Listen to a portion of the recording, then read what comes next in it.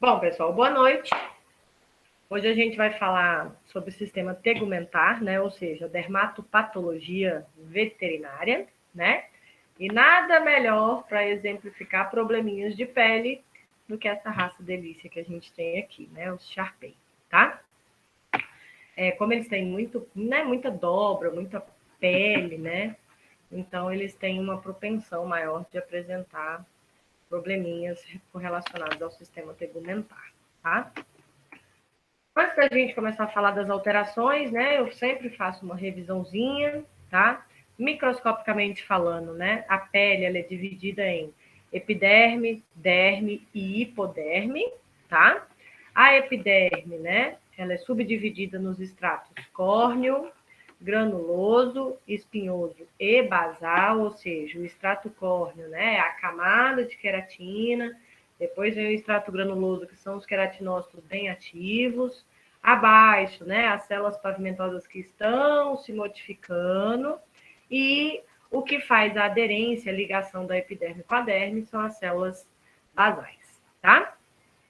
Já na derme é onde está inserido, né, os anexos pilosos, tá? Os anexos da pele, né, que é o folículo piloso, as glândulas sebáceas, as glândulas sudoríparas, né, unhas, tá? Na porção mais próxima aos membros, né? Ali no membro, mais distal do membro. E a hipoderme, onde eu já tenho, então, tecido muscular, né? Tecido adiposo, fazendo toda essa ligação. Lembrando que a gente tem pele hirsuta e pele glabra. Mirna, que diabo de nome feio são esses? Pele hirsuta é a pele com pelo, tá? Que eu tenho ali na minha derme os folículos pilosos inseridos. E pele glabra é a pele que fisiologicamente ela tem ausência de folículo piloso e, consequentemente, ausência de pelos, tá? Então, o coxim, focinho, né? Não tem pelo e isso é fisiológico. Não confundam pele glabra com alopecia. Alopecia é perda de pelo numa pele hirsuta. E normalmente é um dos sinais clínicos de doenças dermatológicas, tá? Aqui um esqueminha, né, mostrando essas estratificações. Então, a epiderme aqui, ó, com a camada de queratina, e aqui, né, o meu tecido epitelial de revestimento, formado por células pavimentosas e estratificadas, no caso da pele, queratinizada. Logo abaixo aqui a gente vê uma linha mais escurinha, tá? Aqui é a camada basal, onde eu tenho as minhas células basais, que faz a aderência com colágenos, né, M-desmossomos, a derme, ok? E a derme mais profunda, onde eu tenho musculatura e tecido adiposo, é a hipoderme ou derme profunda, tá bom?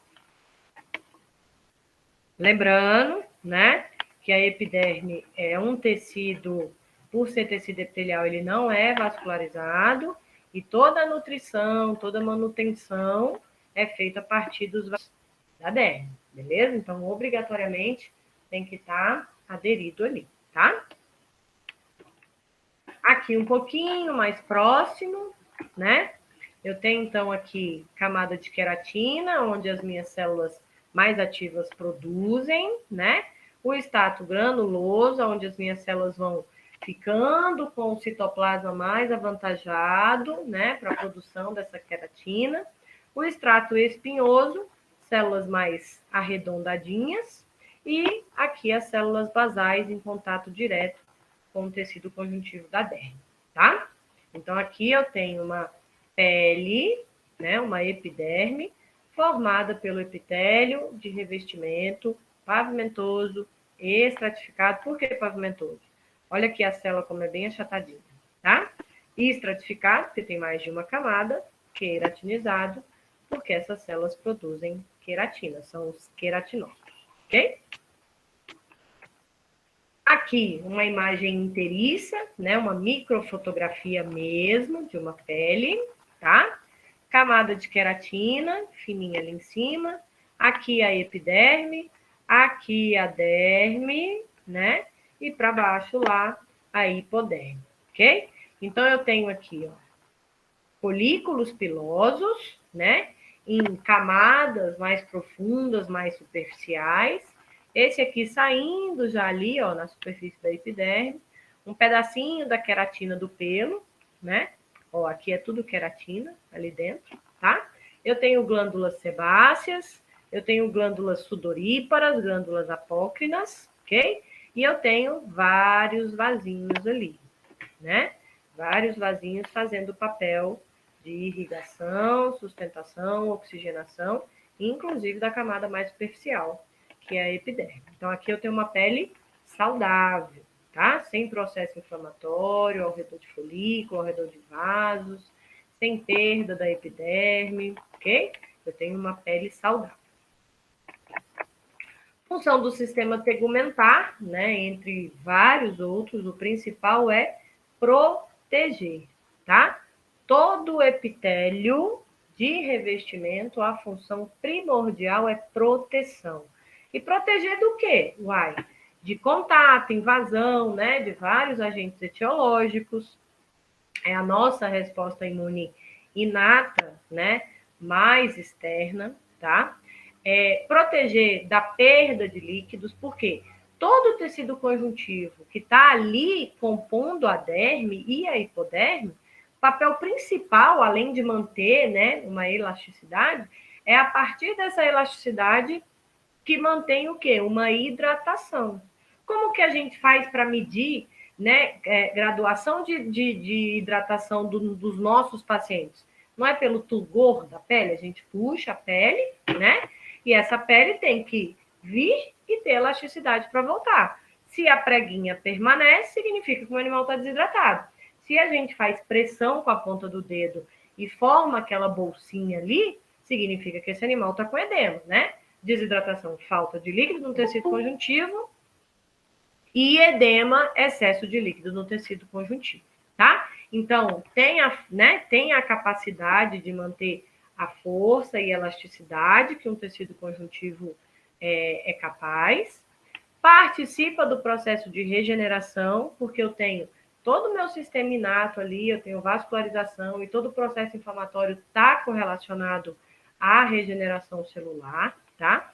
Resiste à perda de água e eletrólitos, porque bloqueia o extravasamento de líquido do tecido conjuntivo da derme através da proteção da epiderme.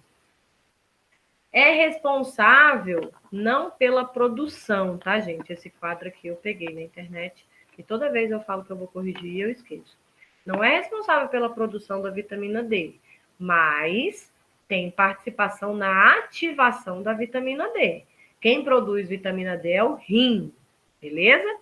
O sol em contato com a epiderme, associado ao metabolismo secundário hepático, ativam a vitamina D que o rim produz. A gente já viu isso na nossa terceira ou quarta aulinha, tá? É responsável por secreção e excreção, né? Quando a gente está suando, que está perdendo eletrólitos, perdendo líquido, está todo fazendo um controle de homeostase corpórea, tá? E produz algumas secreções, como sebo, né? Como óleo, para manter a proteção superficial, para manter a hidratação da pele, para manter a diminuição na possibilidade de descamação dessas células, tá? Ela protege também contra agente químico, físico e, óbvio, biológico, tá?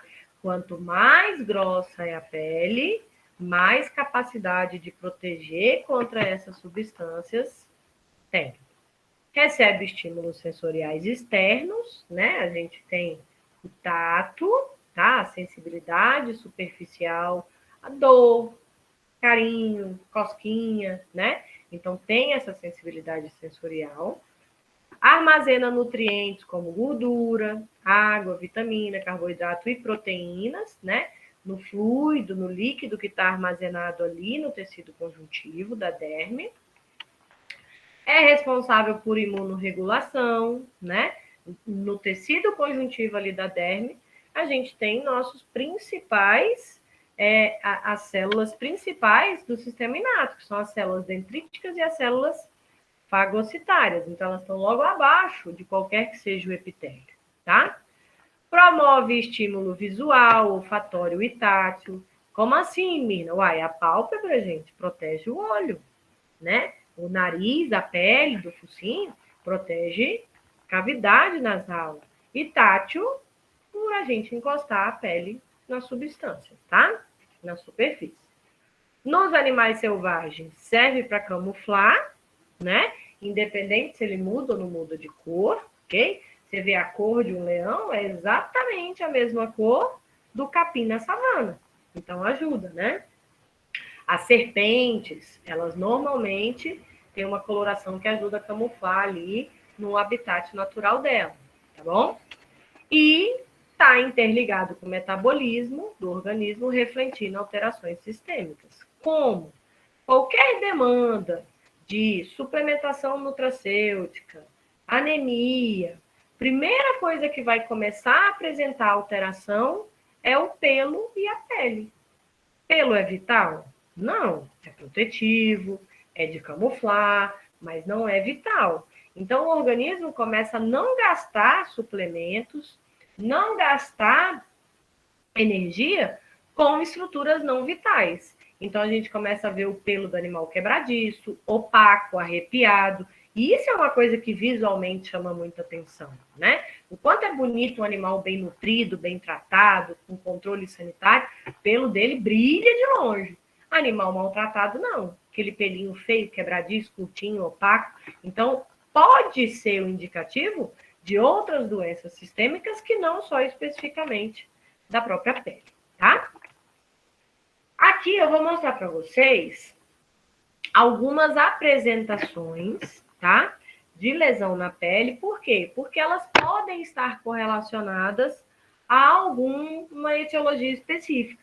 Então, dependendo da alteração que a gente vê na pele, ela pode apresentar uma, né, como se fosse um sinal patognomônico daquela doença, tá? Então, a gente vai ver aqui a macro e a microscopia de algumas lesões específicas na pele.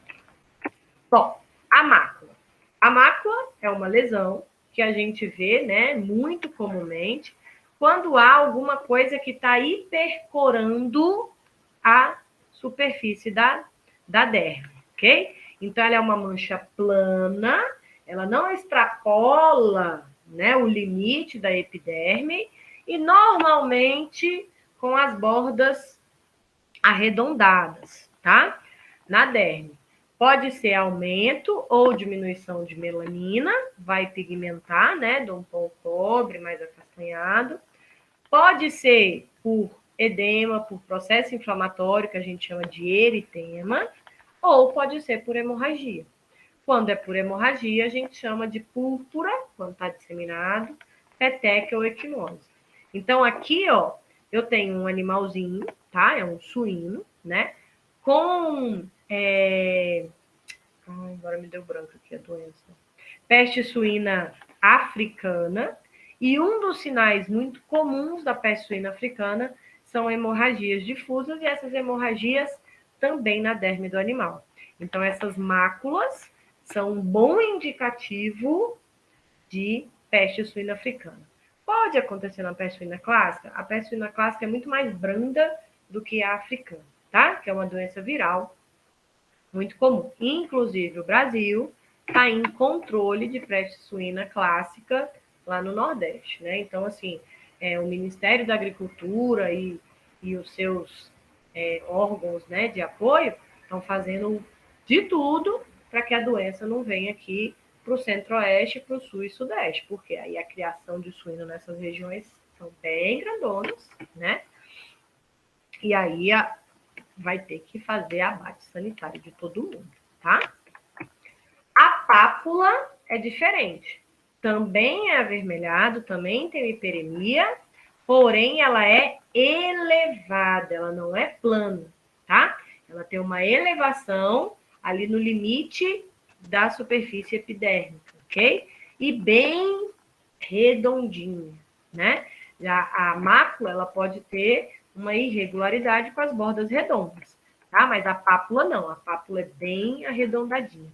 Muito comum da gente observar a pápula em situações de alergia, hipersensibilidade ou infecções fúngicas, tá? Normalmente, né, o ringworm, que eles chamam, né, o anel vermelho, anel de fogo, tá? É uma apresentação muito comum em infecção fúngica, ok? Se é na epiderme exclusivo, aí é só na microscopia que a gente vê, pode ser por hiperplasia das células, né, epidérmicas e edema. Se está na derme, pode ser processo inflamatório e edema, tá? Se ela está em placa, né, mais retilínea, normalmente é um acúmulo de placas, ok? E se ela está folicular, pode ser infecção ou alergia, tá bom? Eu ouvi um barulhinho aí, alguém quer perguntar alguma coisa? Ou pode seguir? Então, aqui, ó, eu tenho um processo inflamatório por infecção fúngica, micose, tá? E aqui no dorso desse cão, a gente tem os testes, né, intradérmicos de hipersensibilidade do tipo 1, das alergias, tá? Vários deram reagente, né? Alguns mais, outros menos, mas vários deram reagente, ok? Formam pápulas. Nódulo é uma elevação sólida, circunscrita, que se estende desde a epiderme até o mais profundo, que é a hipoderme ou derme profunda, tá? Ele pode ser alopécico, com perda dos pelos, ok? Ou ulcerado, rompeu. E aí, na ruptura da epiderme, a ruptura também da derme, com exsudação e hemorragia, tá? Lembrando que a primeira barreira de defesa foi perdida pela ruptura, então, normalmente, esses nódulos ulcerados, eles então evoluem para um processo infeccioso secundário.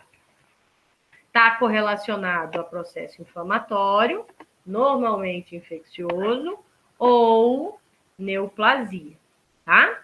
Está correlacionado. Então, se eu tenho nódulo, para eu diferenciar, o ideal é o quê? Eu puncionar esse nódulo com agulha, seringa, coloco numa laminazinha de vidro, coro e avalio as células no microscópio.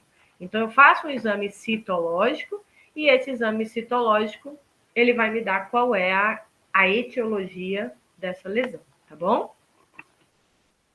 O tumor, eu quero que vocês prestem bastante atenção, regala os ouvidos, tá? Tumor, gente, na sua definição gramatical, significa aumento de volume, ponto. Qualquer coisa, edema, nódulo, aumentou o volume, é uma tumoração. Por convenção, para ficar mais fácil da gente conversar dentre as áreas da saúde, convencionou-se, acordou-se, que para facilitar a conversa de neoplasia benigna, se eu estou falando de uma neoplasia de comportamento benigno, eu chamaria essa neoplasia benigna de tumor e as neoplasias malignas de câncer, beleza? Então, é só uma convenção, é só um acordo. Então, eu posso ter uma tumoração na pele e essa tumoração ser neoplásica. Como não? Tá? Pode ser só na pele, pode ser um subcutâneo, pode ser um edema. Então, tumor, tá? Aumento de volume, pode estar correlacionado a qualquer que seja a etiologia na minha pele, beleza? Aqui, ó, a gente tem um nódulo, né? Alopécico, ulcerado, notem que está bem hemorrágico, né? Se eu não me engano, isso aqui eu acho que é membro pélvico de um cão, tá? Muito característico, se fosse para eu chutar na macroscopia, eu chutaria como mastocitoma. Mas, obrigatoriamente, eu preciso de fazer uma análise, no mínimo, citológica, para eu fechar o diagnóstico, tá bom? Já aqui nesse cavalo, olha o tamanho desse tumor ali na área da cernelha, né? Bem ali no ápicezinho entre as escápulas, ok? E isso é uma lesão patognomônica, ou seja, extremamente clássica e indicativa de brucelose equidea, tá? Dependendo da espécie, a brucelose tem apresentações diferentes. Então, essa tumoração aqui na área da... Meu Deus, esqueci. Acabei de falar. Gente, eu acabei de falar. Da escápula. Com exsudação, e essa exsudação normalmente é uma exsudação purulenta, hemorrágica, é bem condizente com brucelose nos cavalos. E essa exsudação é extremamente infectante, tá? Beleza? Professora? Oi. Oi, boa noite. Só pode repetir, por favor, qual foi a convenção a respeito da palavra tumor? Então, foi só definido dentro de uma convenção de neoplasias que, para facilitar a comunicação nas áreas da saúde, uma neoplasia benigna seria chamada de tumor e uma neoplasia maligna seria chamada de câncer. Mas quando a gente fala tumor, não é definição de neoplasia. É porque a neoplasia tem proliferação celular e aumenta o volume da região onde eu tenho ali o surgimento da neoplasia. Por convenção, por acordo, neoplasia benigna a gente chama de tumor e neoplasia maligna a gente chama de câncer. Mas a definição real de tumor é aumento de volume. No processo inflamatório não tem calor, tumor, rubor. O tumor é o edema. Aumentou o tamanho, aumentou o volume, porque acumulou líquido ali no tecido conjuntivo. Tá bom? Ok?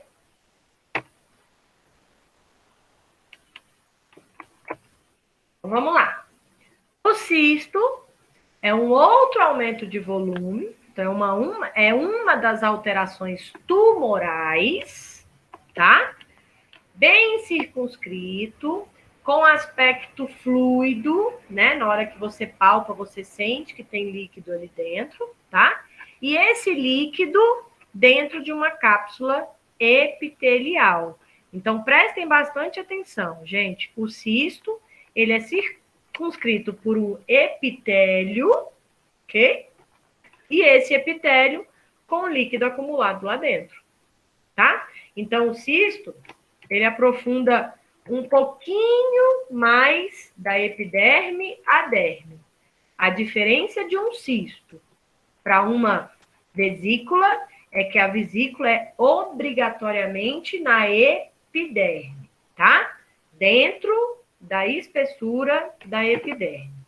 E a pústula é a mesma coisa da vesícula, porém eu tenho pus, eu tenho neutrófilos, ok? Então, cisto, eu tenho um epitélio acumulando líquido lá dentro, da epiderme até a derme.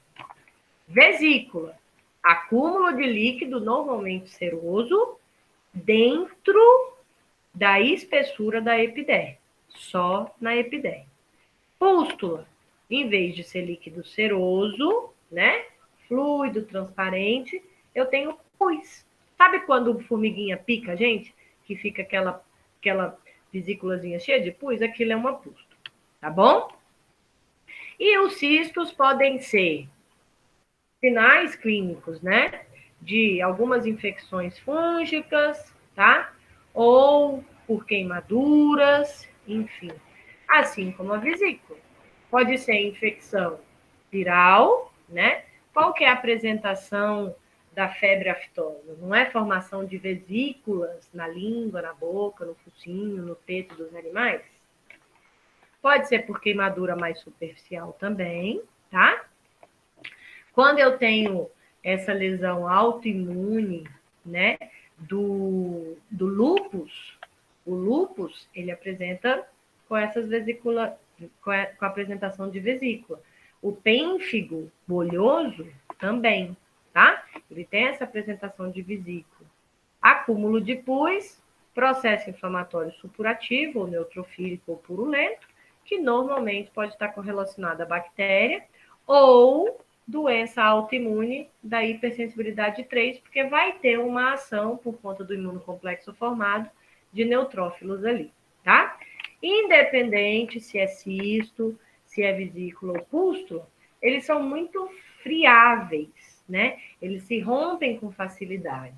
E, de novo, rompendo aqui, ó, a epiderme, eu tenho um processo infeccioso secundário, podendo, dependendo da severidade, levar esse animal a um quadro de septicemia, tá?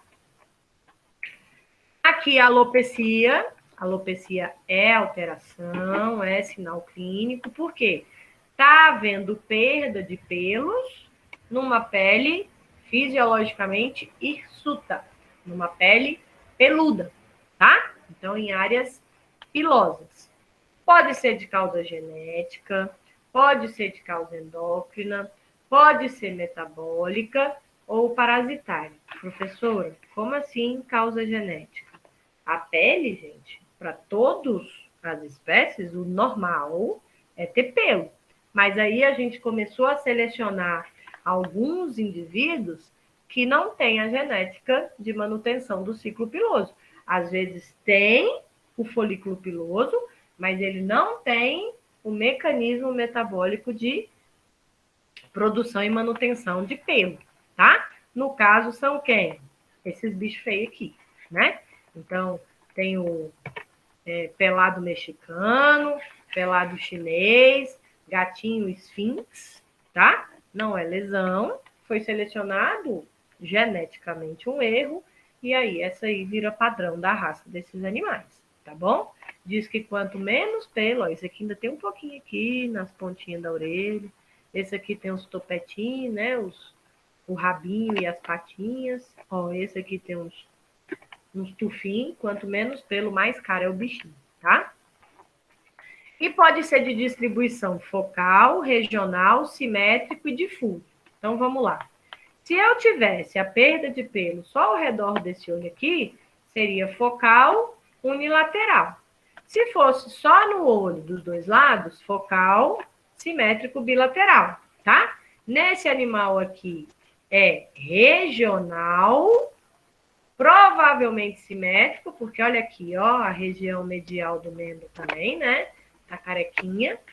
E provavelmente bilateral, tá? Aí você olha e fala, e aí, né? Além da alopecia, notem vocês que, tá vendo que essa parte aqui, ó, que tá pelada há mais tempo, ela tá escura e com aspecto mais ressequido, né? Tá vendo que aqui faz até uma prega, ó, de ressecção, né? De desidratação. Se eu tenho uma camada de pelo que era protetiva ali e perdi essa camada, como que a minha pele vai se adaptar? Ela vai fazer uma acantose, aumentam as camadas de células e ela faz uma hiperqueratose. Então, ela fica mais grossa, mais espessa, mais ressecada e às vezes ela descama mais, né? A gente chama de dermatite descamativas e ela vai ficar mais escura, tá? Por conta do excesso de queratina produzido ali. Então, toda a alopecia, com o tempo, ela vai vir acompanhada de acantose e hiperqueratose, deixando a pele mais espessa, mais grosseira e mais escura, tá bom? Difuso, se fosse tudão nesse bichinho aqui, tá? Olha, ó. A hiperqueratose, espessamento da epiderme, né? A acantose com hiperqueratose, devido ao acúmulo de queratina no extrato córneo. Normalmente, desequilíbrio crônico, então alopecia crônica, tá? Tanto na maturação e na descamação dos queratinócitos, e pode ser por deficiência de vitamina A, deficiência ou má absorção de zinco e processos inflamatórios em que há uma hiperprodução pelas glândulas sebáceas. Então, ó, aqui eu tenho um cachorrinho que está com sarna, tá? Demodésica, apresentando alopecia pela lesão folicular da Demodex, e aí evoluindo para acantose e hiperqueratose.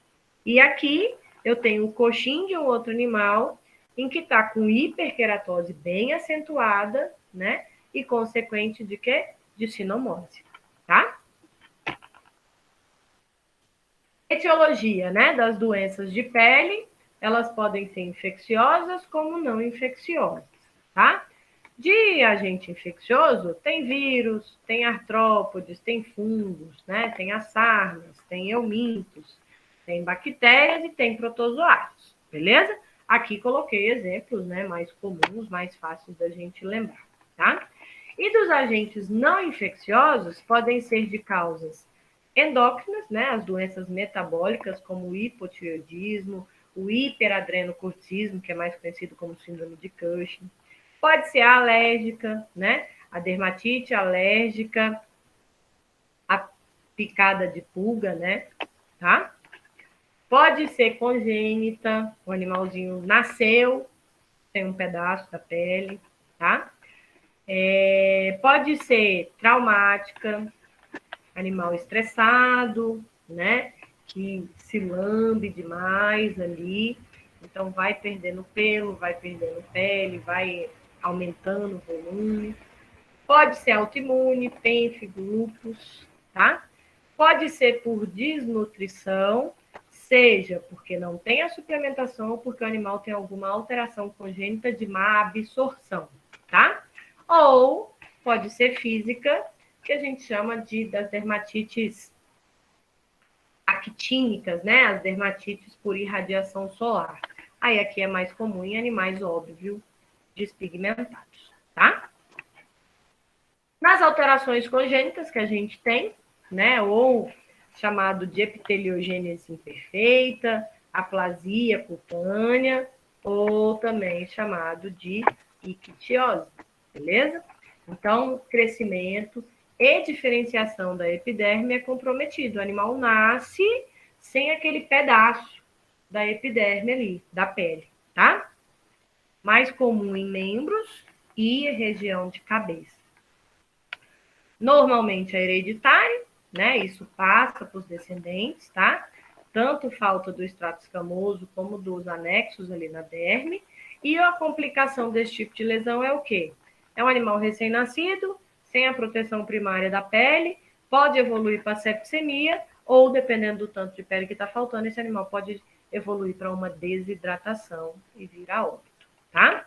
Então, olha aqui, ó. Um potrinho, né? Faltando um pedaço da pele ali na região da anca, tanto direito como esquerda, tá? E aqui da região média até a região distal do membro torácico direito, tá? Normalmente incompatível com a vida, né, gente? A não ser que a gente tenha, né, uma área extremamente ascética para esse bichinho ficar e tentar fazer aqueles.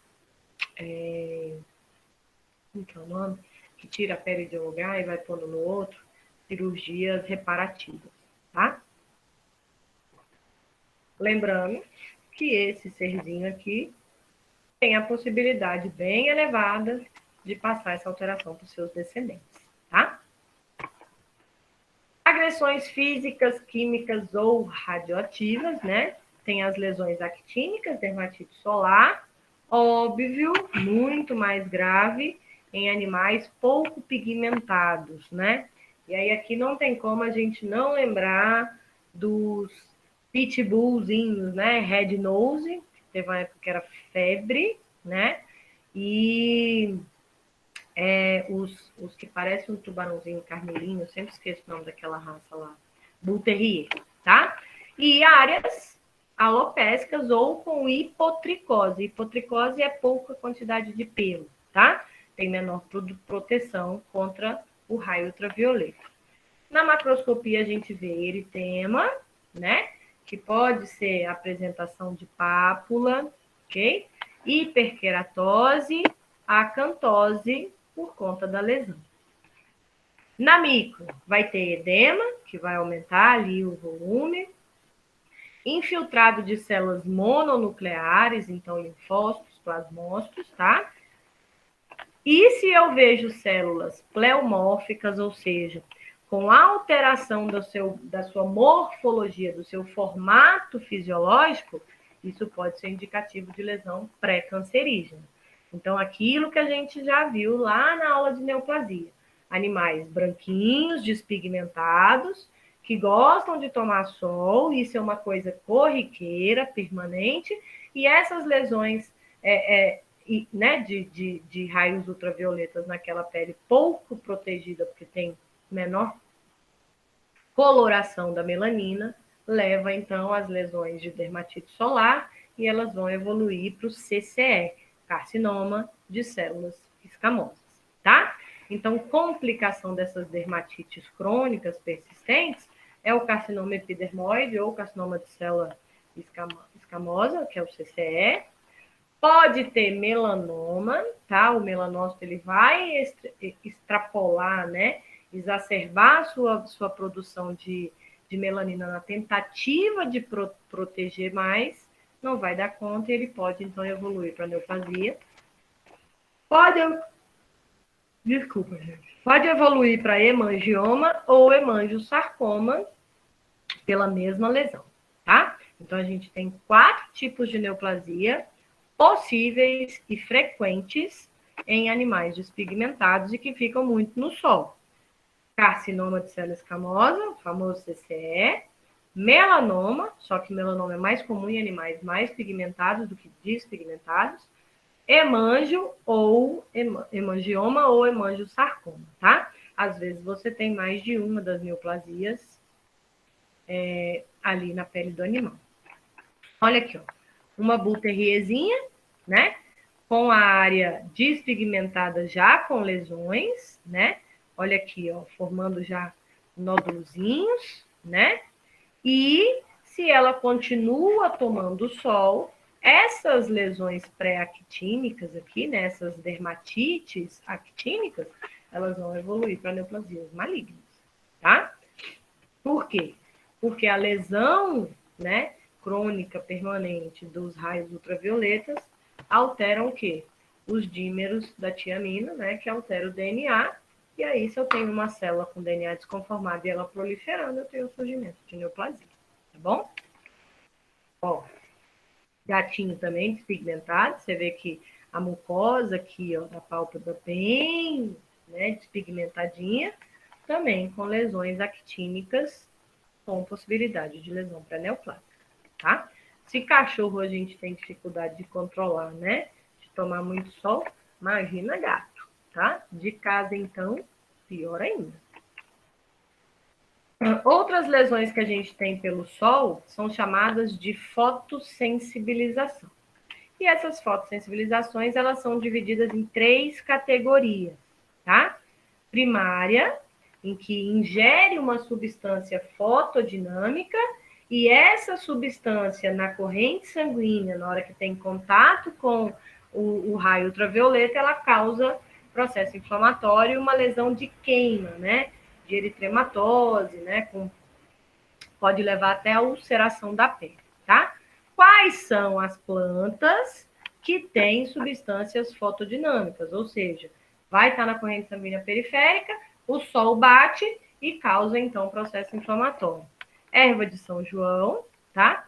Trigo sarraceno, que são 2 leguminosas, ok? Utilizadas para fonte proteica, né? Aqui está o nome científico.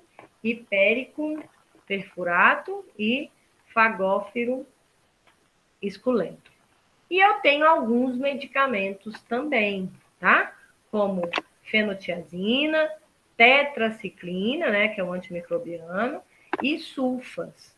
Então, quando tem animais hipopigmentados, né, se tratando principalmente de forma crônica com alguma dessas substâncias, o recomendado é que esse animal fique a maior parte do dia protegido da irradiação solar, principalmente nas horas mais quentes do dia, tá? Professora, boa noite. Boa. A prevenção da dermatite solar é a mesma? É evitar a exposição solar? Porque dependendo de onde você passar o protetor, ele vai lamber. Entendi. Né? A lesão aqui, ó. Como é que fica o protetor aqui? Não fica. Então... E essas lesões, elas podem ter uma infecção bacteriana secundária também? Sim. Olha aqui, ó. Tá ulcerado. Né? E o próprio processo inflamatório inicial leva a prurido. degranulação de histamina ali, além de vasodilatadora, levam a um estado de prurido, de coceira. Então, o animal vai se coçar. Você já tomou sol demais? Já teve a tal Uhum. Sim. Coça pra dedéu.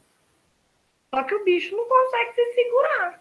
Então, a lesão pode ser tanto pela lesão direta do sol, né, cronificação, como pode ser pelo processo inflamatório que o bichinho se coça. E aí a tendência é infeccionar. Lembrando que todo e qualquer carcinoma, tá, gente? Ele é muito necrótico. E a necrose na pele é o quê? Ulceração. Beleza? Todo CCE, ele é muito ulcerativo. A gente vai ver no final da aula que tem uns CCEs bonitos, ele é sempre muito hemorrágico, ele é muito necrótico. O carcinoma é muito agressivo, tá? Então, vai ter possibilidade de infecção secundária, sim. Então, o ideal é esses bichinhos rosinhos, assim, ó, fora do sol. Mas fora do sol mesmo. Eu tenho um tio que ele teve a feliz ideia de comprar um boxer branco. Boxer já é uma raça que geneticamente tem propensão para várias neoplasias. Branco, para morar em casa? O Sheik vivia com dermatite na região pélvica. Então, pegava assim toda a parte caudal dos membros pélvicos, o cotoquinho do rabo, e aí não tem rabo para proteger, e aí de lambuja ainda vinha o escroto do animal completamente lesionado. Aí a gente tinha que entrar com antibiótico terapia, 15 a 20 dias, para diminuir aquelas lesões, para a gente tratar. Eu falei, tio, se você continuar deixando ele passar o dia no sol, esse animal daqui a pouco vai pipocar de câncer. Aí, coitado do Sheik, fica o dia inteiro preso, quando dá 4h30, 5 horas, meu tio solta ele, aí ele fica à noite solto. Mas não dá para soltar ele de dia, porque ele fica tomando sol o dia inteiro. Entendeu? Professora, aí dependendo do tamanho dessa lesão, tem que entrar com tratamento quimioterápico também? Se for neoplásico, sim. Excisão cirúrgica com ampla margem, porque carcinoma tem muito poder de metástase e quimioterapia o quanto antes. Se funcionar, tá? Porque muito provavelmente linfonodo regional já tem alguma coisinha de célula metastática. Carcinoma não é brincadeira, não. Então, assim, se optou por ter um cachorro despigmentado, tira ele do sol. Não dá para brincar. Ok? Tá bom, professora, obrigada. Gato é mais difícil, né? Porque gato de casa, como é que você amarra esse trem, né? Sem educação. Eu posso ter fotossensibilização, tá? Por acúmulo de porfirina. Lembra lá quando a ruptura de...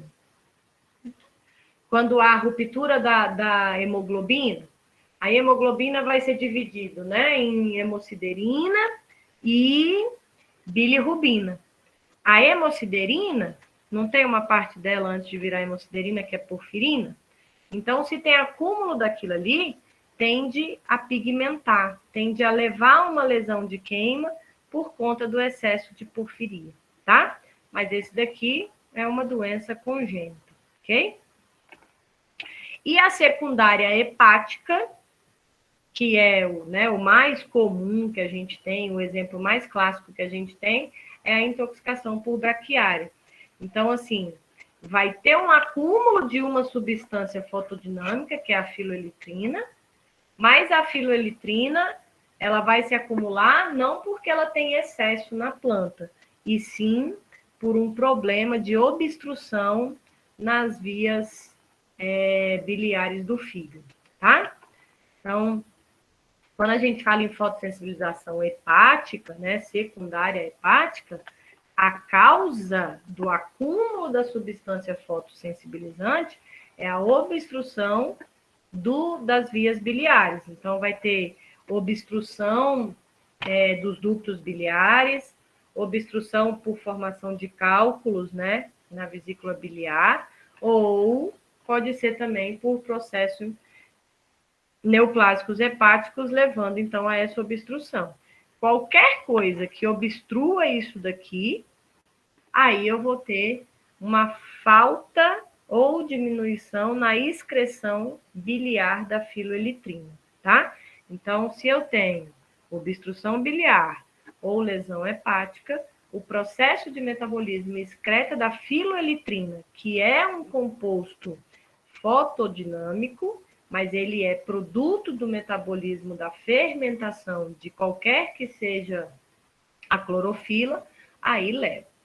Vou explicar para vocês com mais calma, tá? Havia algumas plantas, né, que causam fotossensibilização hepatógena, seja por lesão hepática ou por obstrução das vias biliares.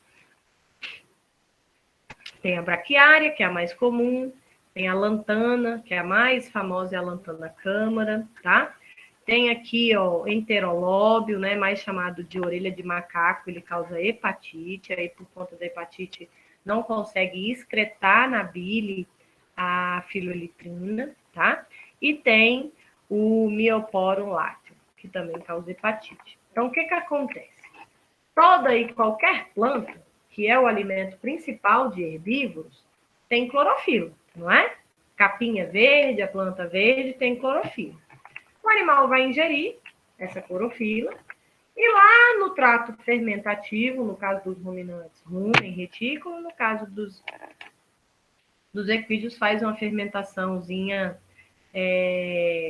tanto no seco como também no estômago. Então, lá na câmara fermentativa, a clorofila ela é quebrada em filoelitrina, metabolismo fisiológico. Essa filoelitrina é que é o composto fotossensibilizante. E aí isso daí vai lá para a corrente sanguínea, vai lá no fígado para o fígado metabolizar, e o fígado metaboliza essa substância fotossensibilizante e isso é ser excretado na bile. Até aí tudo bem. Qualquer capim sofre esse processo. O problema é quando essa excreção biliar não ocorre. Se eu tenho lesão hepática, isso não vai ocorrer. E se eu tenho obstrução biliar, isso também não vai ocorrer. E aí, o que que acontece na braquiária?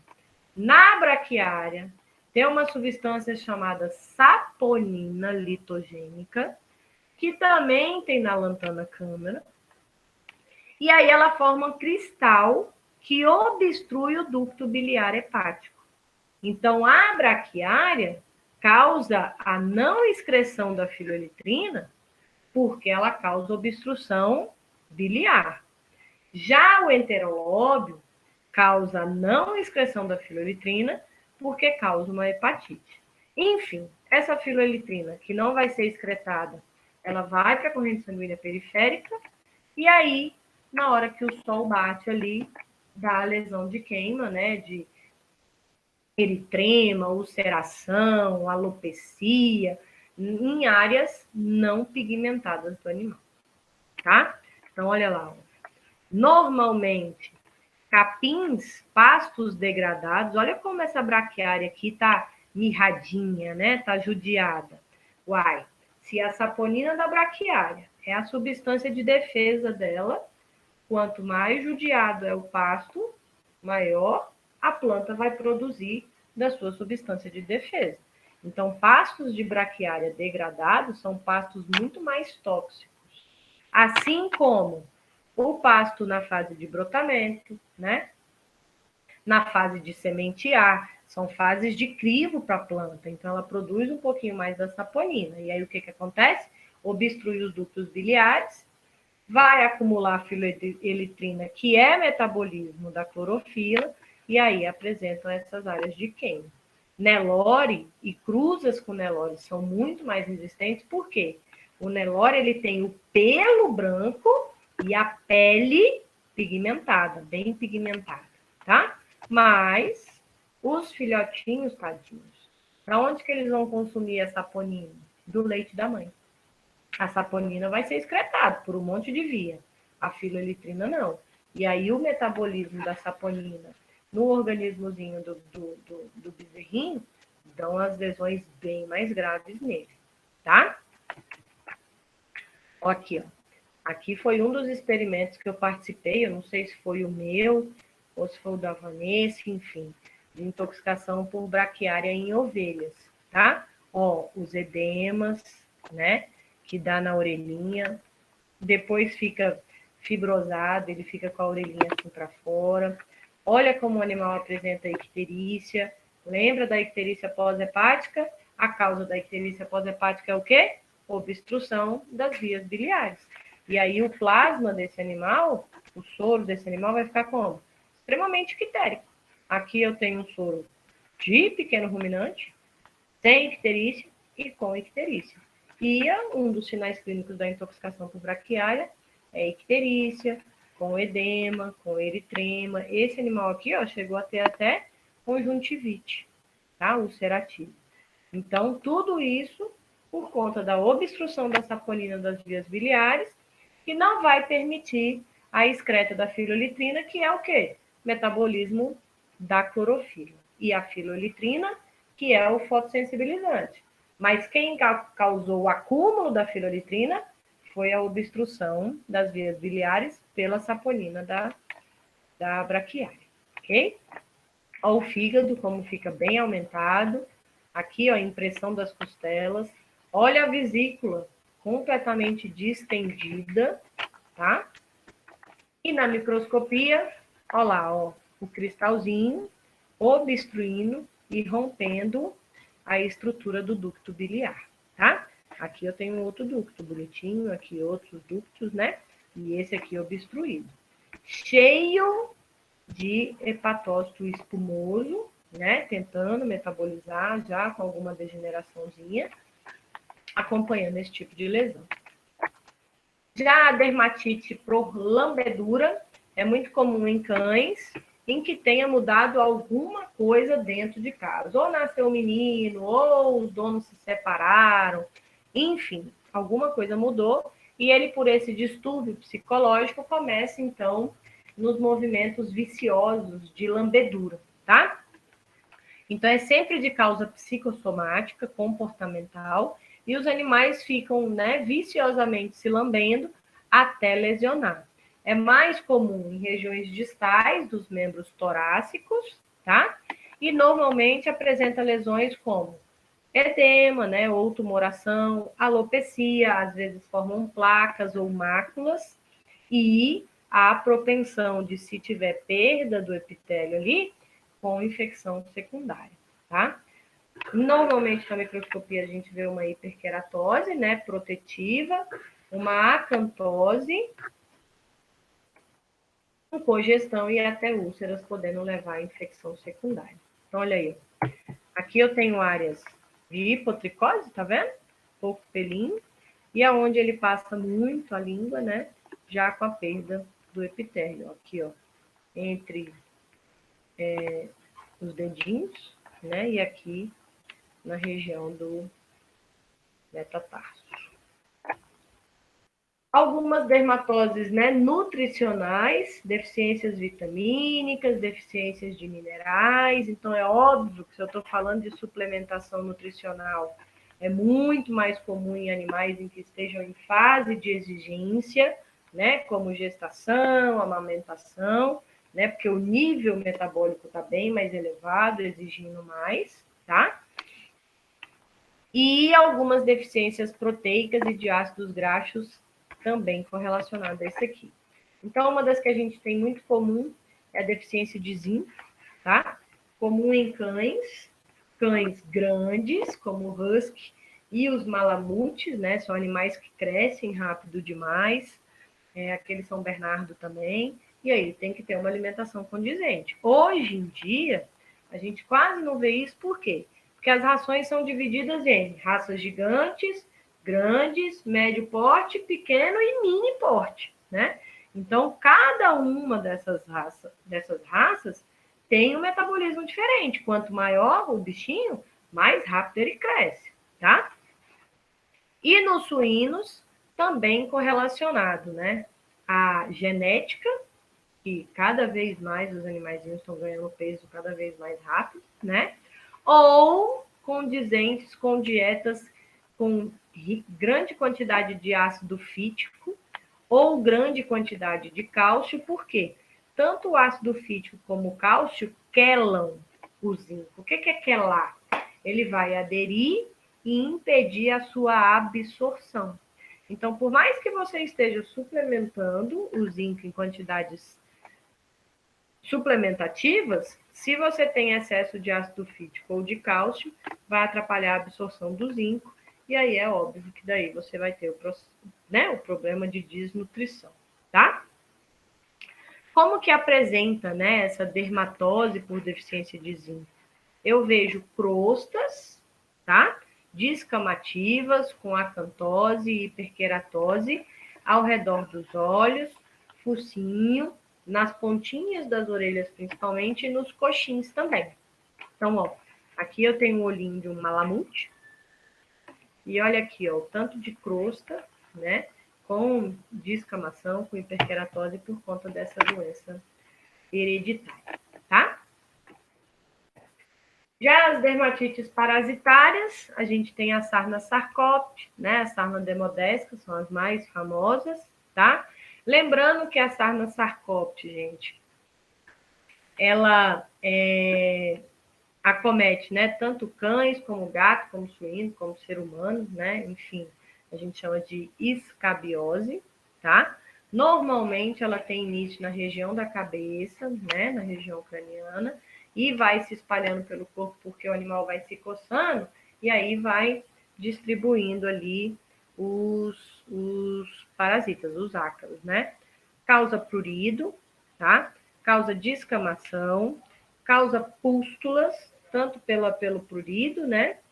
O animalzinho encosta com a unha suja, crostas amarelo-avermelhadas, que é o pus ressequido misturado com sangue, hemorragia, feridas, úlceras e alopecia, tá? O tratamento, com peróxido de benzoílo, clorexidina, né, com 2, 3 banhos por semana, tá? Impedindo infecção secundária. Tem que usar alguns organofosforados como amitraz, óbvio, na diluição correta para o peso e idade do animal, para não intoxicar, e um tratamento sistêmico com ecto e endoparasitas, né? Como selamectina, doramectina, imidacloprida e moxidectina, tá? Isso tudo dependendo do remedinho que a gente põe. O Advocate, né? O Advocate tem moxidectin e, se eu não me engano, doramectina, tá? Então, dependendo do produto que a gente recomenda ali, tá? Com esses princípios ativos lá, tá? Ó, a sarna sarcóptica, ela não faz parte do trato, né? É infecção, tá? Ela parece um carrapatinho arredondadinho.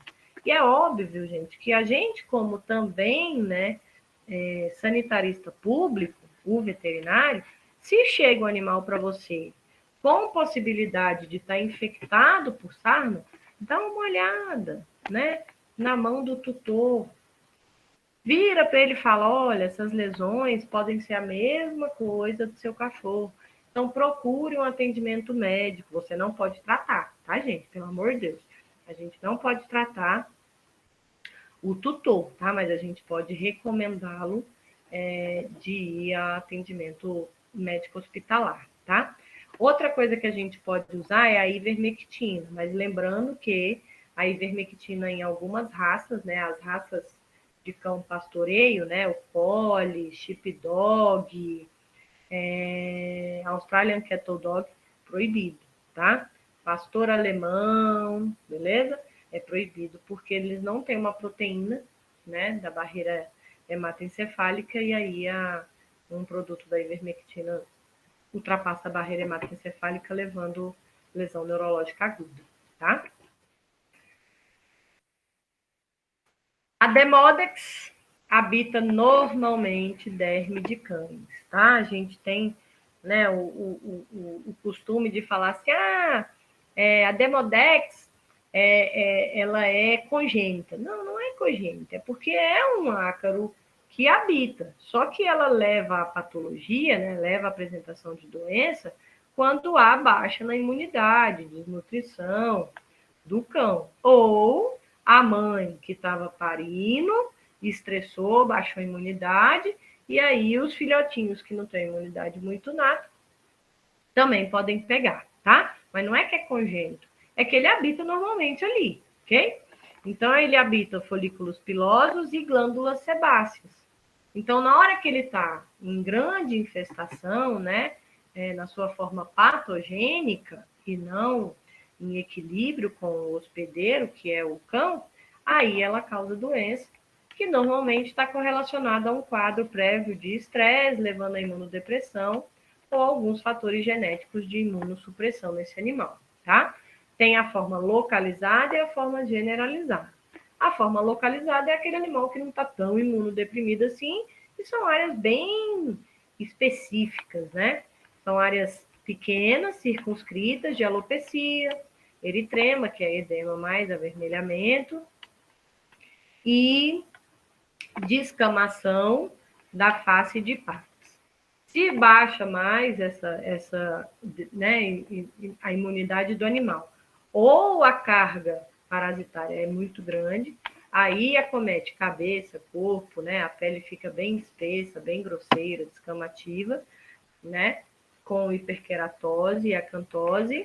E o prurido, como eu falei para vocês, tem a possibilidade de levar a infecção secundária, tá? A sarna sarcóptica parece um charutinho, né? Com 4 pares de patinha, bem diferente da demodésica. Então, para fechar o diagnóstico, gente, eu tenho que vir numa lesão que ainda tem o pelinho, tá?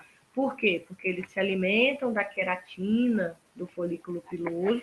Então, eu venho aqui, ó, na borda dessa lesão, vou lá e faço um raspado com uma lâmina do bisturi bem profundo, até sair o sanguinho. Tem veterinário que até aperta, assim, né, para ele extrapolar ali do folículo, põe na lâmina e vê o microscópio. Não precisa de corante, não precisa de nada, tá? É isso que a gente vai ver. Às vezes a gente vê no corte transversal, às vezes vê só um pedacinho, mas dá para dar o diagnóstico. Então, aqui, ó, eu tenho a forma generalizada e aqui a forma localizada nesse safadinho aqui, tá? Professora, então aquela história de que a mãe transmite para o filhote é mentira, né? Ele já está na flora natural da pele do... Tá, só que a mãe, por ter tido o estresse do periparto, baixou a imunidade, né? Até por questões hormonais, pode haver uma proliferação maior desses parasitas. E aí eles entram também, então, no estágio de patogenicidade. Que há contato com o filhote? E o filhote não tem a imunidade ainda protetiva. Mas não é que ela passa, entendeu? Se você mantém uma boa alimentação, uma boa sanidade, uma boa nutrição dessa fêmea no periparto, né? Com um ambiente calmo, sem ela se estressar, muito provavelmente ela não vai ter demodésica. Entendeu? Entendi. Tá bom? Bom, eu sei que vocês já estão cansados de ouvir falar de leishmaniose, né? Mas um dos sinais clínicos mais clássicos são as alopecias perioculares, né? A lesão em óculos, que a gente chama. É a dermatite descamativa, então não tem jeito, gente. Eu tenho que falar, tá? Vocês sabem que ela tem 2 ciclos, né? O ciclo no hospedeiro invertebrado, né? No mosquitinho, no flebótomo, e o ciclo no vertebrado. E obrigatoriamente ela precisa de ter esses 2 ciclos para ela se viabilizar, tá? No invertebrado, ela vai ter, então, a ativação, né, da sua forma amastigota, tá? E no vertebrado, a formazinha promastigota, ok? Na hora que o vertebrado, né, o mosquito, o flebótomo, ingere o sangue do hospedeiro vertebrado, ele ingere, então, as formas promastigotas dentro do intestino do vertebradozinho, do mosquitinho, do flebótomo, há, então, a transformação do ciclo na forma amastigota, beleza? E assim ele transmite para o hospedeiro vertebrado. Então, o que a gente faz? A gente, no exame citológico, no exame histológico, a gente às vezes consegue ver a forma promastigota. Mas o que a gente mais observa é a forma a mastigota, o que a gente vê, a mastigota é esse daqui, promastigota é esse aqui, tá? No hospedeiro vertebrado, ok? Cão, gato, animais silvestres, ser humano, né? Leishmaniose é zoonose, tá? As lesões são de nódulos, pápulas, tá? Pápulas ulceradas, ok? Lesões bilaterais simétricas de alopecia, né? Com queratinização periocular, que a gente chama de lesão em óculos, né? Emagrecimento, atrofia de músculo, principalmente músculos cranianos, né? Dermatite descamativa com alopecia, hiperkeratose e acantose e a famosa onicogrifose, ou seja, crescimento exacerbado de camadas queratinizadas, no caso aqui, a unha. Então, são sinais clínicos bem característicos e com o agravante de que a gente sempre ouve, a ferida não sara, tá? Por quê? Processo inflamatório crônico, é claro que não vai ter o processo de cicatrização, de regeneração, tá? Aqui eu tenho um macrófago no exame citológico, repleto de forma amastigota, né? Então, forma umas vírgulazinhas, uns Tzinhos assim, ó, tá? E a gente observou isso aqui, gente, fechou o diagnóstico. Então, o teste, né, o exame parasitológico com observação das formas amastigotas, um exame cito ou histológico, é definitivo, tá? E aí fica no crivo do veterinário, do tutor, de se vai ou não vai, né? Fazer o tratamento de controle, porque não é curativo, tá? Ou evoluir para a eutanásia. É claro que, antes de tomar a decisão, vocês têm que ter o perfil bioquímico do animal. Vocês têm que avaliar completamente rim e avaliar completamente o fígado desse animal. Por quê?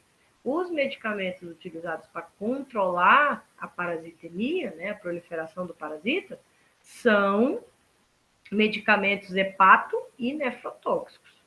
Então, se o animal já está com uma lesão, né, um descompasso desses sistemas, ou você regula, equilibra e tenta o tratamento, ou você opta pela eutanásia. Tem animal que não vai suportar o tratamento, não é maldade, tá? É a própria lesão da doença, ok? Faz insuficiência renal crônica, faz insuficiência hepática crônica, tá? Sem contar que faz aplasia de medula, né? Levando a hipóxia, piorando mais ainda o quadro hepatógeno e nefrológico, tá? E aqui, ó, são as formas amastigotas num corte histológico, né? No tecido, tá? Isso aqui, tecido conjuntivo, um monte de macrófagozinho de lesão que a gente pega assim. Aqui tá em humano, mas nos animais são a mesma coisa. Se você pegar e fizer um imprint, encostar a lâmina nessa ferida ulcerada aqui, vai vir um monte de macrófago com forma mastigota de leishmania lá dentro. E várias vezes eu fechei diagnóstico de leishmania pelo imprint, não precisei nem de punção, nem de medula, nem de linfonodo, foi só pelo imprint ali, encostar a lâmina na lesão, tá? Outras dermatites parasitárias que a gente tem, né, é a dermatite alérgica à picada, à saliva da pulga, né, a DAP ou a DASP, tá? A proteína da saliva da pulga, que é o antígeno causando hipersensibilidade do tipo 1. Então, está correlacionado à imunidade individual do animal, assim como a parasitemia, né? O grau de infestação desses animais. Normalmente, o grau de infestação é sempre bem elevado, bicho cheio de pulga mesmo. Então, a pulguinha, né, vai picar a pele do animal para se alimentar, há o extravasamento da saliva, contato, e reação antigênica de hipersensibilidade do tipo 1. Então, reconhecimento, produção de IgE, e o IgE, então, ativando mastócito degranulando tudo ali. E aí vai provocar processo inflamatório crônico, com alopecia, com formação de pústula, ulceração, que pode evoluir para infecção secundária. O tratamento. Não adianta você usar nada no animal se você não faz o quê? O controle ambiental. 80% de pulga e carrapato, gente, está no ambiente, não é no bicho. Então, não adianta você gastar mundos e fundos tratando só o bicho, né? Comprando Bravec, comprando Advocate, comprando antibiótico, sei lá o quê, se você não tratar o ambiente. Acabou a ação dos medicamentos que você está utilizando, vai voltar a doença no bichinho, tá? Em cães, é muito mais comum, né? Na região dorso-caudal, tá? E em gatos, mais comum, região ali de cabeça, região cervical, região pélvica e de costado, ok? E aí fica assim, ó, bem machucadinho, tanto que os bichinhos coçam por conta da histamina, tá? A bronemose. A bronema é um parasita gastrointestinal de equídeos e em altas infestações, olha aí de novo, ó, infestação correlacionado com manejo. Se eu estou falando de um euminto entérico digestivo, o controle é com desverminação da tropa, né, galera? E aí, né, os nematóides, né, os verminhos, como a bronema e dracha, se eu tenho uma alta infestação, nas fezes dos animais ali da propriedade, vai ter grande quantidade de ovinhos. As moscas pousam ali, nas fezes, se infectam nas patinhas com esses ovinhos, e aí pousam numa região de mucosa exposta, né? Região de prepúcio, região de membro com alguns cortinhos, região de mucosa ocular, mucosa de cantinho de boca, da região nasal, e aí esses parasitas aqui, né, os nematóides fazem uma migração errática para essas regiões, causando um processo inflamatório crônico e produção de grânulos que vão ulcerar. E aí dá uma apresentação macroscópica semelhante a tumorações neoplásicas. Então, não dá para eu diferenciar a bronemose de sarcoide, pitiose dá sim, tá? A gente vai ver pitiose agora, dá para diferenciar. Mas a bronemose do sarcoide, né, que é uma neoplasia do tecido conjuntivo em cavalo, fica difícil. Então, tem que fazer microscopia para diferenciar. O tratamento é com a desverminação, né? Ivermectina, lembrando que ivermectina em cavalo nunca se deve injetar. Ivermectina em cavalo é sempre oral, tá? Ivermectina injetada no cavalo, no jumento, na mula, vai causar necrose, ok? Então, sempre oral, tá? Mas optem sempre por doramectina, é menos tóxico, é mais seguro. E óbvio, né? Se eu estou falando de processo inflamatório crônico, uso de corticoides ali para auxiliar na baixa da resposta imune ajuda bastante, tá? Então, aqui está o ciclo, né? Eu tenho os parasitas que vão estar com alta carga de larvas e ovo nas fezes, a mosquinha pousa ali, vem, pousa nessas regiões, né, de exposição de mucosa, levando, então, a uma apresentação errática, né, não digestiva da bronemose cutânea, tá? Parece lesão neoplásica, mas não é.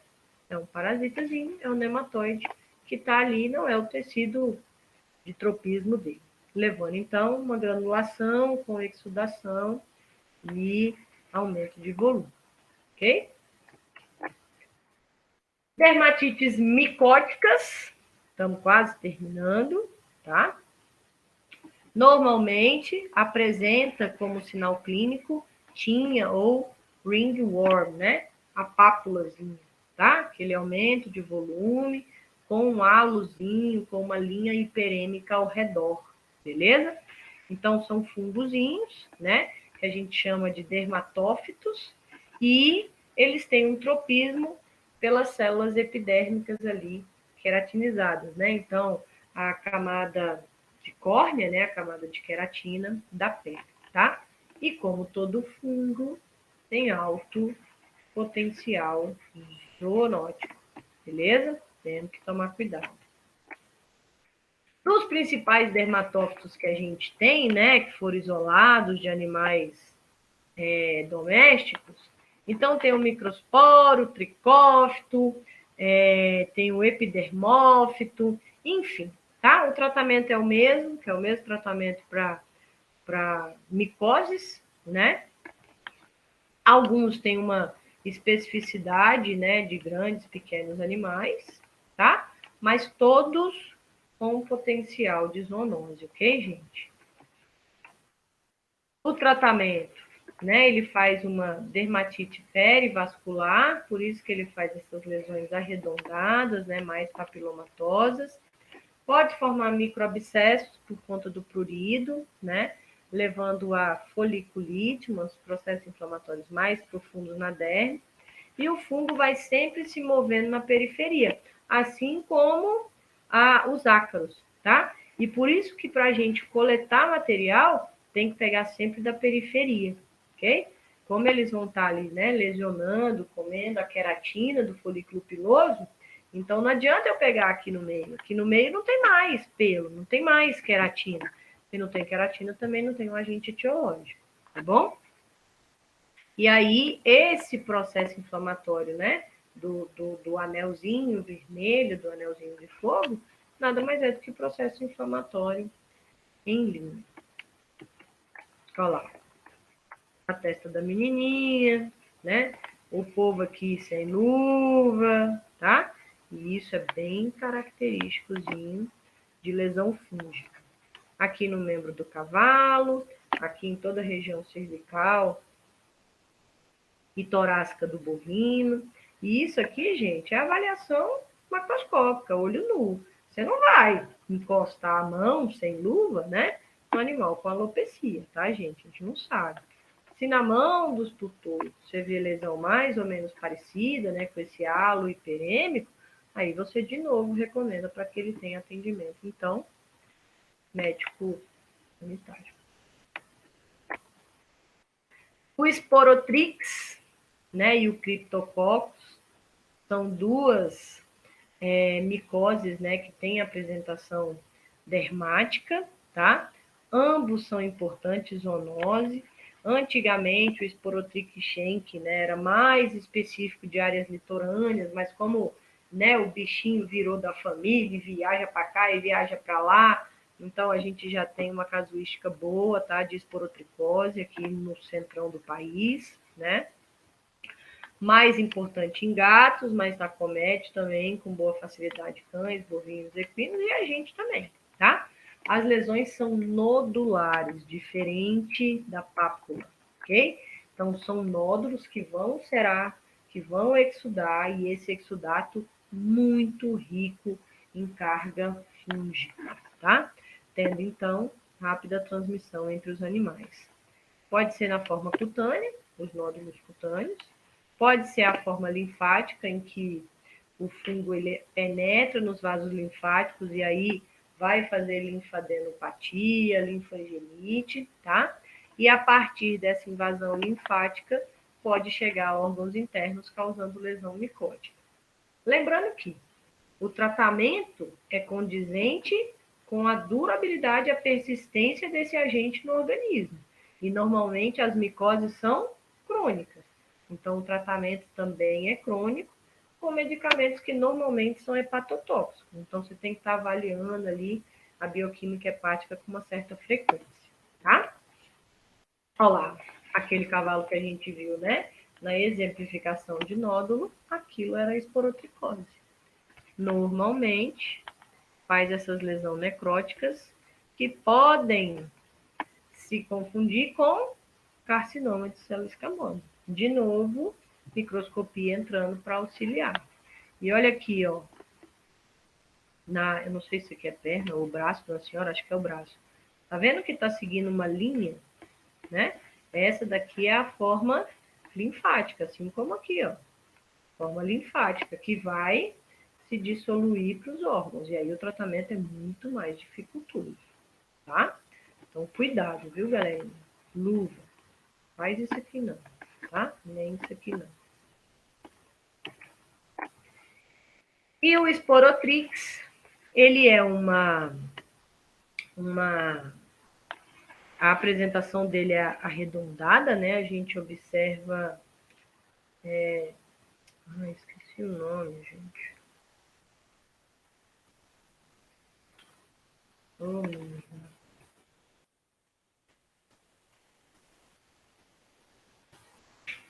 ai, que branco que me deu. Peraí, galera.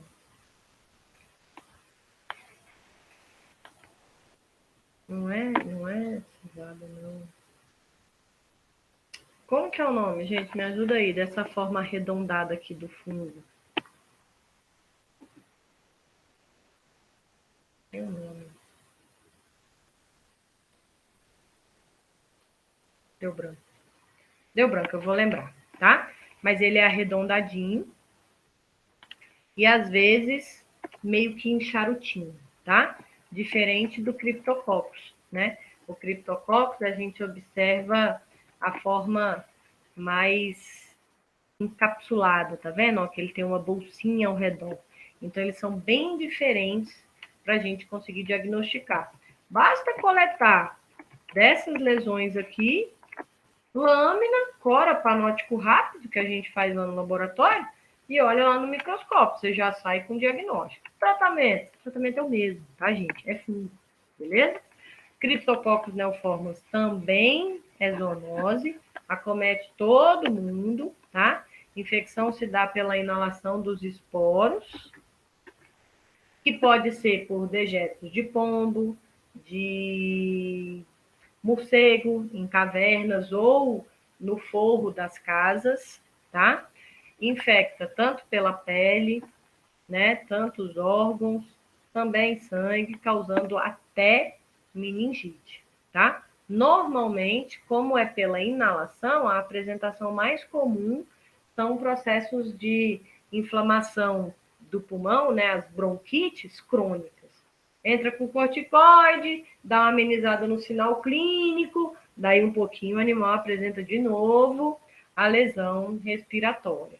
E aí você não coleta aquela secreção, não faz um lavado traqueal, não olha a microscopia disso, né? Não importa com o diagnóstico etiológico e vai tratando aquela bronquite como se fosse uma bronquite alérgica. Na hora que você vê, pleura, cavidade torácica, pulmão, está todo tomado com grânulos de criptococcus e esses grânulos podem chegar ao sistema nervoso via hematógeno, tá? Então, normalmente apresenta síndrome respiratória, ou neurológica, ou ocular, né? Fazendo tanto uveíte como neuropatia pelo nervo óptico. E cutâneo com nodulações, né? Normalmente, ele apresenta um aumento, tá? Uma tumoração, uma nodulação no narizinho, e aí a gente chama isso de lesão de nariz de palhaço, ok? Tratamento é com anfotericina B, fluconazol, itraconazol, né? Tanto sistêmico como tópico. Pode associar o clorexidine, né? Impedindo infecções bacterianas secundárias, tá? Olha lá, ó, o narizinho de palhaço. E aí depois isso aqui rompe, né? Ele ulcera, tá? Olha uma criança com criptococose grave, olha uma criptococose disseminada, olha aqui o olhinho desse animal, né? Vai ter apresentação granulomatosa porque toda infecção fúngica é crônica. Ó aqui, ó, depois de rompido, depois de ulcerado, tá? Ele tem essa apresentação bem frequente, tá? Não vou dizer que é patognomônico, mas é muito, muito, muito frequente. E aqui a apresentação microscópica do Cryptococcus.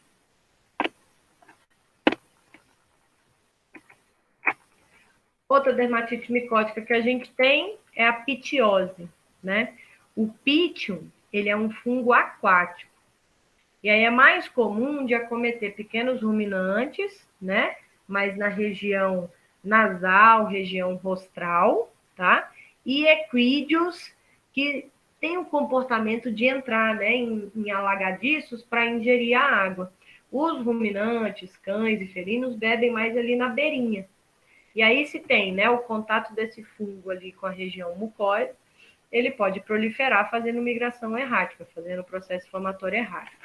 Nos cavalos é mais comum nas regiões ventrais, de membros e região peitoral, porque eles entram, é comportamental dos equídeos ele entrar na água para beber água, tá? Na macroscopia, a gente vê lesões ulcerativas, granulomatosas, é fungo, ok? Com as bordas irregulares, né? Massas necróticas branco-amareladas chamadas de cankers, que elas ficam bem durinhas, tá?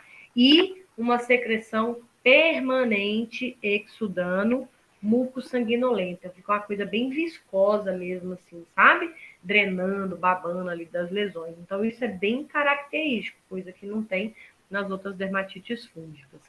Para a gente fechar o diagnóstico, tem que ser histológico, a gente coleta bem essas áreas de cancers mesmo. E na microscopia a gente vê processo inflamatório granulomatoso, né? Com coágulos eosinofílicos, que a gente chama de Splendori-Rep. O que é isso? É o tecido conjuntivo ali sendo degradado, sendo quebrado pela ação do fungo, tá? Por toxinas do fungo. E aí eu vejo a imagem negativa das hifas, e aí na hora que a gente pede coloração por prata ou PAS, marca as hifas com mais visibilidade, né? Isso pode estar dentro de tecido colagenoso, né? Tecido vascular, tá? E com grande quantidade de neutrófilo. Tratamento. Tem vacina, mas o povo diz que não tem uma proteção muito boa, tá?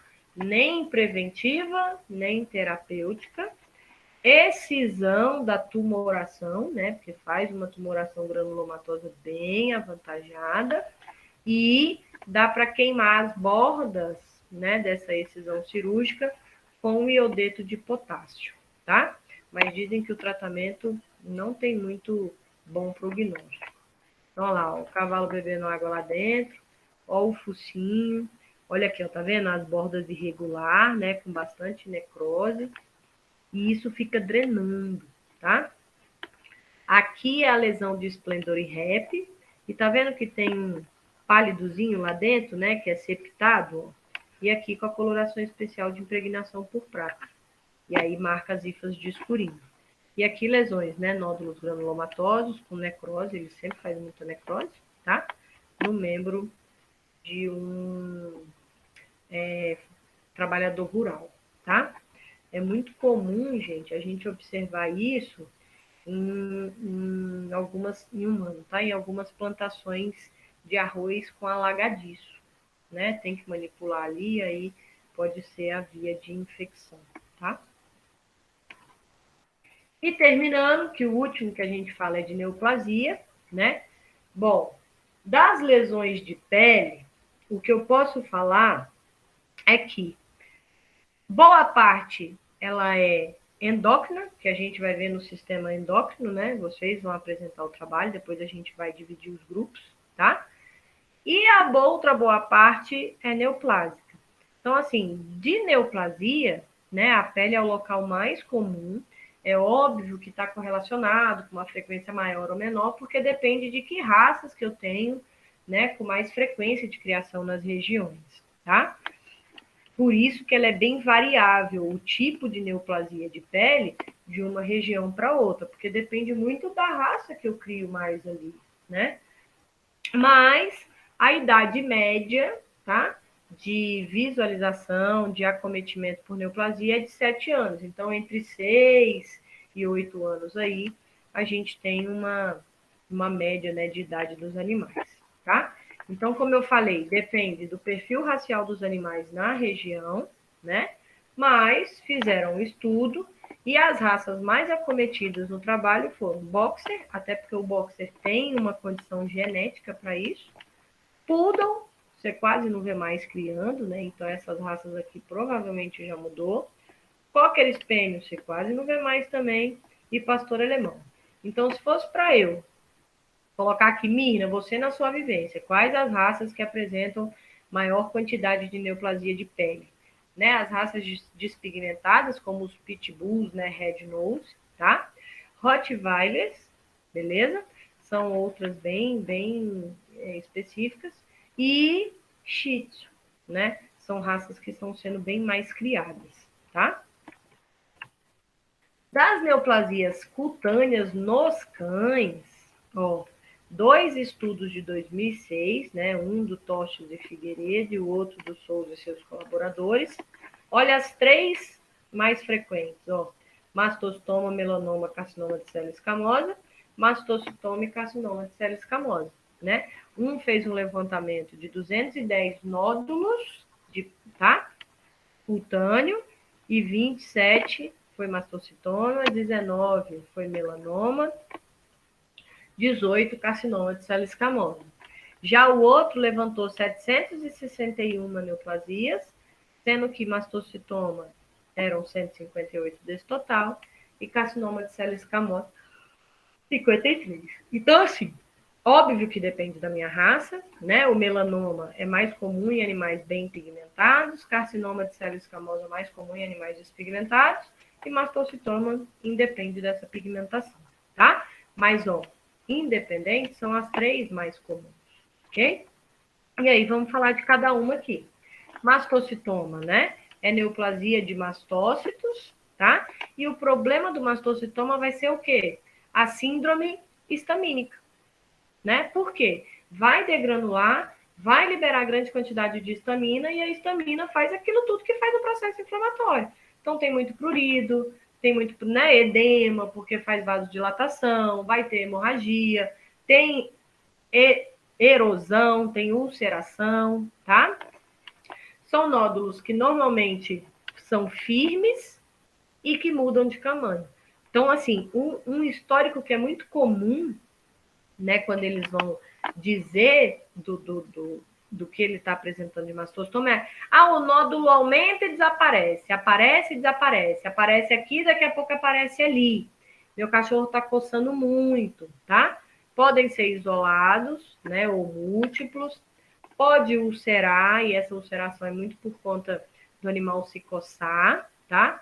O animal pode apresentar vômito e diarreia, porque a histamina no tecido digestivo aumenta a contração de músculo liso, fazendo aumento do peristaltismo. Cães de meia idade a idosos, então ali a partir dos 6 anos para cima. E as áreas mais comuns acometidas é tronco, membro, cabeça e pescoço. Na microscopia, a gente vê uma população acentuada de mastócito e eosinófilo, tá? Lembrem-se, mastócito tem correlação com o IgE e o IgE também faz recrutamento de eosinófilo. Então, eu vou ter sempre as 2 células. Quanto mais granulomatoso é o meu mastócito, maior vai ser a quantidade do eosinófilo. Por quê? Porque o eosinófilo produz a enzima histaminase. Ela controla a degranulação dos mastócitos. Então, se eu tenho mastócitos bem diferenciados, eu tenho grande quantidade de eosinófilo. Ou seja, mastócitos com muito granulomazinhos, grânulos, tá? Se eu tenho mastócitos indiferenciados, com poucos grânulos, não há necessidade de eu ter muito eosinófilo. Então, histologicamente, usa-se isso, tá? Para diferenciar a neoplasia em grau 1 até grau 3. Ou seja, o prognóstico de uma célula bem diferenciada, mastócito com muito grânulo e grande quantidade de eosinófilo, é bom. Por quê? Minha quimioterapia vai funcionar bem. Eu não tenho uma célula geneticamente tão alterada. Já o grau 3, não. Eu tenho poucos grânulos nos meus mastócitos têm pleomorfismo acentuado e pouca quantidade de eosinófilo, então é desfavorável, tá? Ó, aqui as apresentações macro, que são bem diferenciadas, né? Podem ser tanto nódulos alopécicos, como nódulos ulcerados, necróticos, como um nódulozinho pequenininho, alopécico na ponta da orelha, ou essas placas neoplásicas aqui. Então, macroscopicamente, não dá para a gente caracterizar o mastócito, porque ele pode se apresentar de qualquer forma. Você tem que coletar, e na coleta o que a gente vê é células bem diferenciadas, com bastante grânulos eosinofílicos, ou células pouco diferenciadas. Olha aqui esses mastócitos, eles são fusiformes, não são nem arredondados, e mastócito é uma célula arredondada. E aí a gente tem que usar o azul de toluidina para marcar, pigmentar de vermelhinho, os pouquinhos grânulos de histamina que tem dentro do mastócito, tá? Então, aqui eu tenho uma citologia, aqui eu tenho uma histologia. Mastocitoma de grau 1, mastocitoma de grau 3, tá bom? Prognóstico bom, prognóstico ruim. O melanoma, neoplasia sempre maligna dos melanócitos, tá? Lembra do sufixo das neoplasias? Oma significa que é benigno para a célula mesenquimal, mas eu tenho o quê? Eu tenho as minhas exceções: melanoma, linfoma e seminoma, tá? Essa célula está ali, né, na camada basal, ela está entre as células basais, e a função dela é produzir melanina para que eu tenha proteção contra os raios ultravioletas. Então, é mais comum a sua apresentação em animais bem pigmentados, tá? Eu tenho melanoma melanótico e eu tenho melanoma amelanótico. Grau de diferenciação. Quanto mais melanina meu melanoma produz, melhor diferenciado ele é. Ele ainda tem características das suas células de origem. E se ele não produz melanina, significa que seu DNA mudou tanto que ele nem produz mais o que ele tem que produzir. Então, normalmente, a gente vê o melanoma como nodulações ou massas mais escurecidas, mais pigmentadas. Se eu vejo uma massa pálida, né, alopécica, e eu marco ali, né, ou vejo na microscopia melanócitos, e poucos melanócitos pigmentados, aí é a melanótica, e é óbvio que o prognóstico é bem pior, tá? A macro também é bem variável, como no mastocitoma, pode ser firme, pode ser mole, pode ser enegrecido, pode ser pálido, pode ser isolado, pode ser múltiplo, pode ser ulcerado ou não, como pode ser alopécico ou não. Então, gente, macroscopia para masto e para melanoma não quer dizer nada. Obrigatoriamente você precisa da micro para fechar o diagnóstico. Na microscopia, população bem variável de melanócitos, porque é uma célula mesenquimal, então pode estar redonda, pode estar esticadinha, tá? O pleomorfismo normalmente é bem marcado, né? E a pigmentação é variável, tá? Então, olha ali, ó. Essa massa vermelha, hemorrágica, na conjuntiva ocular de um gato, é um melanoma. Aí você fala, oi? É melanoma amelanótico. O que tem que fazer? Enucleação desse olho aqui e entrar com quimioterapia o quanto antes, tá? Já aqui, ó, no escroto do cachorro, né, bem pigmentado, uma massa protruída, bem enegrecida, tá? Na microscopia, eu tenho melanócitos bem pigmentados, com grande quantidade de melanina, e eu tenho melanócitos pouco pigmentados. Mas aqui eu tenho monomorfismo, as células são bem semelhantes, né? Já nesse daqui, cara, olha o tamanho do nucleolo dessa célula. Olha aqui, ó, o núcleo, citoplasma com um tiquitinho de grânulo e o nucleolo. Olha essa daqui, ó, com dois nucleolos. Então, essas alterações de pleomorfismo, né, celular e nuclear, é o que vai marcar se a célula tem um comportamento mais maligno ou não, junto da quantidade de melanina, tá? E o carcinoma de célula escamosa, que é a última neoplasia que a gente vai ver hoje, normalmente é mais comum em regiões do animal pouco pigmentados e com pouca quantidade de pelo, né? Menor proteção, tá? E uma predisposição ao quê? A exposição solar crônica, frequente, né? Primeiro apresenta aquelas lesões actínicas, depois evolui para o CCE, o carcinoma de célula escamosa. Olha aí que bonito. Sempre muito ulcerado, sempre muito hemorrágico, de crescimento muito rápido, muito destrutivo, tá? E aí tem que fazer uma excisão bem ampla. Você vai tirar o quê? A cabeça do gato? Você tenta, né, gente? Faz uma enucleação e, assim, é muito metastático. Tem capacidade de fazer metástase em osso, né? Em outros tecidos, de disseminar pela via linfática, pela via hematógena. Então, o carcinoma, a melhor coisa que tem para ele, gente, é prevenir, tá? Ó, De novo, aí você fala, professora, tudo no olho esquerdo. Gente, coincidência, tá? Mas animais despigmentados, ó, rosinha, rosinha, tá? E que gosta de ficar no sol, né? Ó, olha aqui o corte. Olha a massa destruindo, invadindo o tecido ósseo, ok? Provavelmente esse animal já estava com acometimento do sistema nervoso também. Olha aqui, ó, na escápula, né, do animal, do cão. E é um animal pigmentado, mas era CCE. Tá vendo como é sempre muito ulcerado, muito hemorrágico, com ampla probabilidade de infecção, tá? A vaca despigmentada, né? De novo, olho esquerdo, tá? Bem hemorrágico, porque o animal coça, né? Se incomoda bem, tá? Na microscopia, as células tendem a ter formato arredondado, tá? Muito comum da gente observar vacúolos citoplasmáticos. Gente, olha essa célula. 1, 2, 3 nucleolos. Coisa louca, né? Olha essa daqui, ó, com 2 núcleos.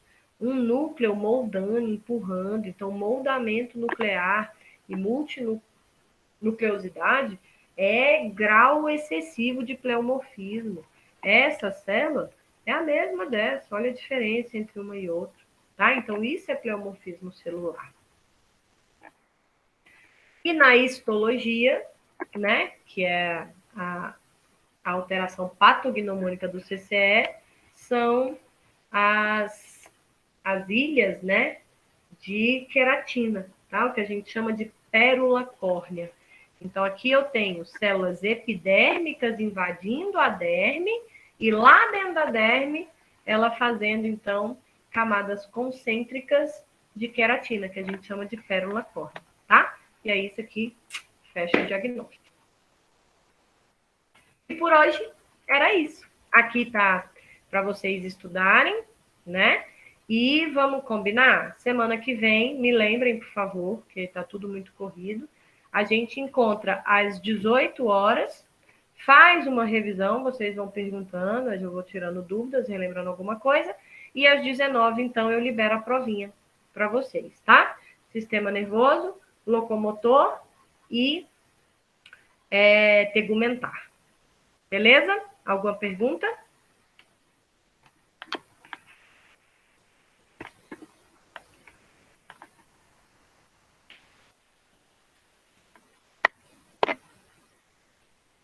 A pápula, processo inflamatório, Ana. O que causa a pápula é processo inflamatório com uma perda tecidual central.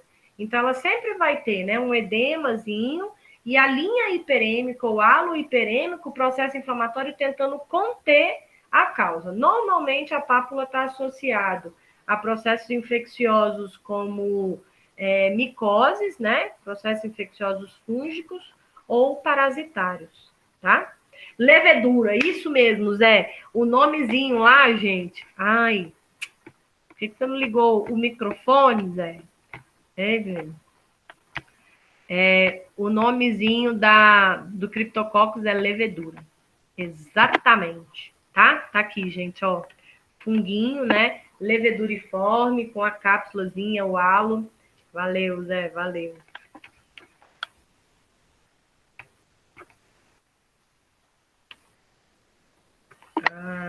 Tá, mas, bom, pelo menos deu para ler aqui. Obrigada, viu?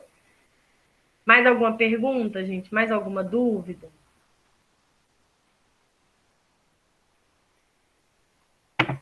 De boa? Então, assim que baixar o meu vídeo, eu ponho para vocês lá no Moodle, tá? Estudem, beleza? Semana que vem, então, das 18 às 19, a gente tira dúvida. Beleza? Beijos, com Deus. Eu tô com muita saudade de vocês. Tchau, tchau.